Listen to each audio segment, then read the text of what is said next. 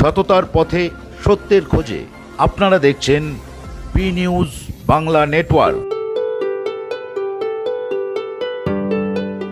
20 জানুয়ারি শনিবার দক্ষিণেশ্বর রামকৃষ্ণ সংঘ আদ্যাপীঠ প্রতিষ্ঠাতা শ্রী শ্রী অন্নদা ঠাকুরের 133তম জন্মোৎসব উপলক্ষে এবং 103তম সিদ্ধোৎসব ও 57তম আদিষ্ট মন্দির প্রতিষ্ঠাতা দিবস উপলক্ষে 8000 নরনারায়ণের মধ্যে 3000 কম্বল ও 5000 বস্ত্র বিতরণ উৎসব পালন করা হয়। তাছাড়া অনুষ্ঠানের অন্যতম অংশ ছিল সর্বধর্ম সমন্বয় ও বিশ্ব ভ্রাতৃত্বের উপর আলোচনা সভা।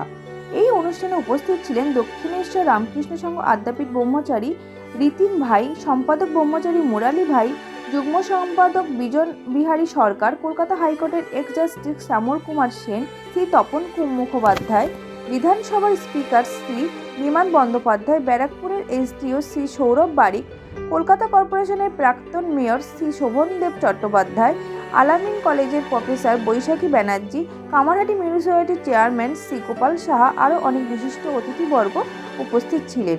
বি নিউজ বাংলা নেটওয়ার্কের প্রতিনিধি সোমা দেবনাথ বেনুদেব। আদ্যাপীঠের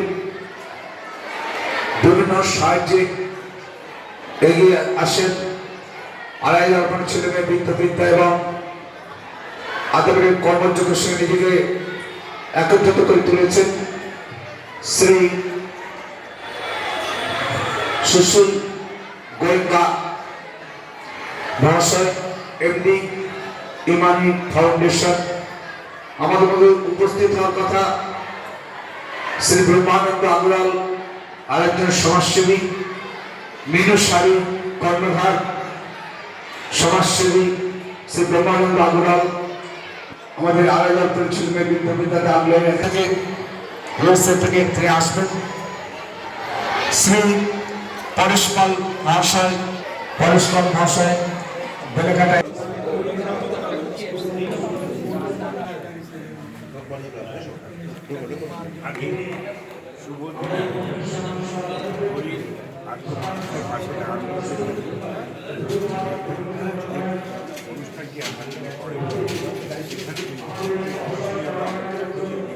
নমস্কার, বি নিউজ চ্যানেলের পক্ষ থেকে আপনাদের সকলকে স্বাগত জানাই।